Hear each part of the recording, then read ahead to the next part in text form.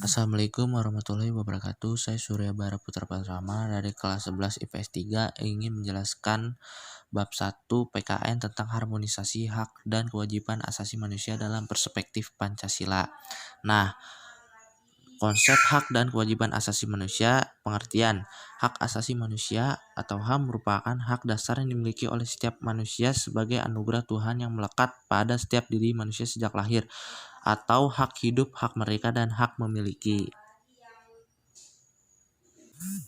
Nah, di Indonesia juga ada undang-undang tentang HAM, sangat ditegaskan dalam pasal 28I ayat 1 Undang-Undang 1945 yang menyatakan bahwa hak untuk hidup, hak untuk tidak disiksa, dan hak kemerdekaan pikiran dan hati nurani, hak beragama, hak untuk tidak diperbudak, hak untuk diakui sebagai pribadi di hadapan hukum, dan untuk tidak dituntut atas dasar hukum yang berlaku surut adalah hak asasi manusia yang tidak dapat dikurangi dalam keadaan apapun.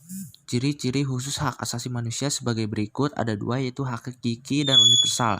Hakiki adalah hak asasi semua umat manusia yang sudah ada sejak lahir, dan universal yaitu HAM berlaku untuk semua orang tanpa memandang status, suku bangsa, gender, agama, dan lain-lain. Ciri-ciri khusus hak asasi manusia sebagai berikut, yaitu ada dua, tidak dapat dicabut, artinya HAM tidak dapat dicabut atau diserahkan kepada pihak lain, dan tidak dapat dibagi, artinya semua orang berhak mendapatkan semua hak, apakah hak sipil dan politik atau hak ekonomi, sosial, dan budaya. Nah, selain itu, manusia juga memiliki kewajiban asasi. Kewajiban asasi adalah menghormati, menjamin, dan melindungi hak asasi manusia lainnya.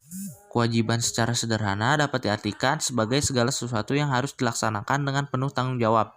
Juga dapat diartikan sebagai kewajiban dasar setiap manusia. Contohnya, sebagai seorang anak, kalian harus melaksanakan perintah orang tua, misalnya membantu membersihkan lingkungan rumah. Dan sebagai seorang pelajar, kalian dituntut untuk mematuhi tata tertib sekolah, misalnya melaksanakan tugas piket kebersihan. Dan sebagai anggota masyarakat juga, kalian juga harus mematuhi norma-norma berlaku di masyarakat, misalnya ikut serta dalam kegiatan kerja bakti.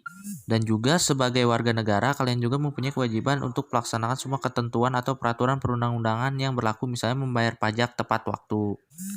Hak dan kewajiban asasi merupakan dua hal yang saling berkaitan. Keduanya memiliki hubungan kausalitas atau hubungan sebab akibat. Seorang mendapatkannya dikarenakan dipenuhinya keinginannya. Sekian dari saya. Wassalamualaikum warahmatullahi wabarakatuh.